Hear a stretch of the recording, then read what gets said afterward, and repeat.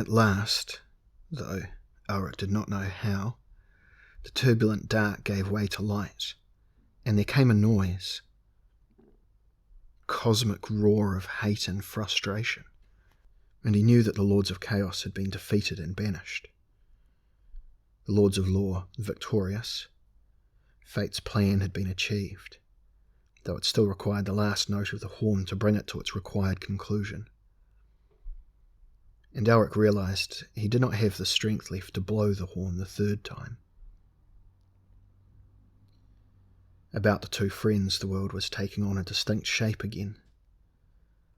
They found they were standing on a rocky plain, and in the distance were the slender peaks of new-formed mountains, purple against a mellow sky. Then the earth began to move. Faster and faster it whirled, day giving way to night with incredible rapidity. And then it began to slow until the sun was again all but motionless in the sky, moving with something like its customary speed. The change had taken place. Law ruled here now, yet the Lords of Law had departed without thanks. And though law ruled, it could not progress until the horn was blown for the last time. "So it is over," Moonglum murmured. "All gone. Elfwhere, my birthplace. Karlak by the weeping waste. Bakshan. Tanalorn. Even the dreaming city in the Isle of Malnibone. They no longer exist. They cannot be retrieved. And this is the new world formed by law. It looks much the same as the old." Elric too was filled with a sense of loss, knowing that all the places that were familiar to him, even the very continents, were gone and replaced by different ones. It was like the loss of childhood. And perhaps that's what it was, the passing of the earth's childhood. He shrugged away the thought and smiled. "I'm supposed to blow the horn for the final time, if the earth's new life is to begin. Yet I haven't the strength. Perhaps fate is to be thwarted after all." Moonglum looked at him strangely. "I hope not, friend." Elric sighed. "We're the last two left, Moonglum, you and I. It is fitting that even the mighty events that have taken place have not harmed our friendship, have not separated us. You are the only friend whose company has not worn on me, the only one I have trusted." Moonglum grinned a shadow of his own cocky grin. "And where we've shared adventures, I've usually profited if you have not. The partnership has been complementary. I shall never know why I chose to share your destiny. Perhaps it was no doing of mine, but fate's. For there is one final act of friendship I can perform." Elric was about to question Moonglum when a quiet voice came from behind him. "I bear two messages. One of thanks from the Lords of Law, and another from a more powerful entity." "Separates?" Elric turned to face his mentor. "Well, are you satisfied with my work?" "Aye, greatly." Separates' face was sad, and he stared at Elric with a look of profound sympathy. "You have succeeded in everything but the last act, which is to blow the horn of fate for the third time. Because of you, the world shall know progression, and its new people shall have the opportunity to advance by degrees to a new state of being." "But what is the meaning of it all?" Elric said. "That I have never fully understood." "Who can? Who can know why the cosmic balance exists, why fate exists, and the lords of the higher worlds? There seems to be an infinity of space and time and possibilities. There may be an infinite number of beings, one above the other, who see the final purpose, though in infinity there can be no final purpose. Perhaps all is cyclic, and this same event will occur again and again, until the universe is run down and fades away as the world we knew has faded. Meaning, Elric. Do not seek that, for madness lies in such a course. No meaning, no pattern. Then why have I suffered all this? Perhaps even the gods seek meaning and pattern, and this is merely one attempt to find it. Look, he waved his hands to indicate the newly formed earth. All this is fresh and moulded by logic. Perhaps the logic will control the newcomers. Perhaps a factor will occur to destroy that logic. The gods experiment. The cosmic balance guides the destiny of the earth. Men struggle and credit the gods with knowing why they struggle.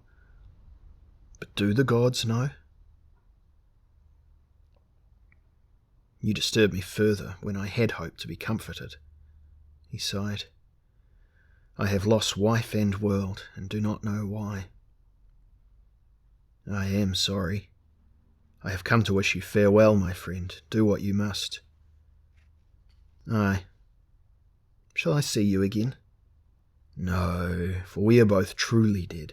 Our age has gone. Separates seemed to twist in the air and disappear. A cold silence remained. At length Elric's thoughts were interrupted by Moonglum. You must blow the horn, Elric, whether it means nothing or much. You must blow it and finish this business forever. How? I have scarcely enough strength to stand on my feet. I have decided what you must do. Slay me with Stormbringer. Take my soul and vitality into yourself, and then you will have sufficient power to blow the last blast. Kill you, Moonglum, the only one left, my only true friend, you babble. I mean it.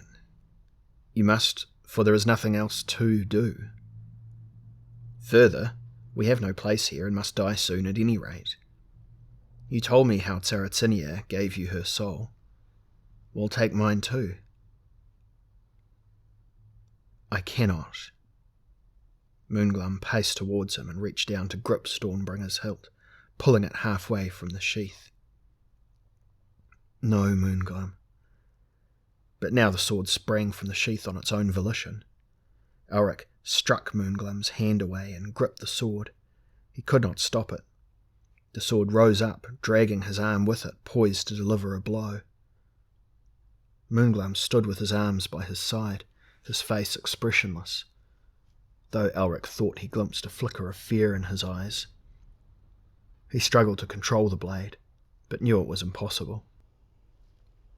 Let it do its work, Elric. The blade plunged forward and pierced Moonglum's heart. His blood sprang out and covered it. His eyes blurred and filled with horror. No, I had not expected this. Petrified, Elric could not tug the sword from his friend's heart. Moonglum's energy began to flow up its length and course into his body. Yet even when all the little Eastlander's vitality was absorbed, Elric remained staring at the small corpse until the tears flowed from his crimson eyes, and a great sob racked him. Then the blade came free. He flung it away from him, and it did not clatter on the rocky ground, but landed as a body might land. Then it seemed to move towards him and stop, and he had the suspicion that it was watching him. He took the horn and put it to his lips. He blew the blast to herald in the night of the new earth, the night that would precede the new dawn. And though the horn's note was triumphant, Elric was not. He stood full of infinite loneliness and infinite sorrow, his head tilted back as the sound rang on.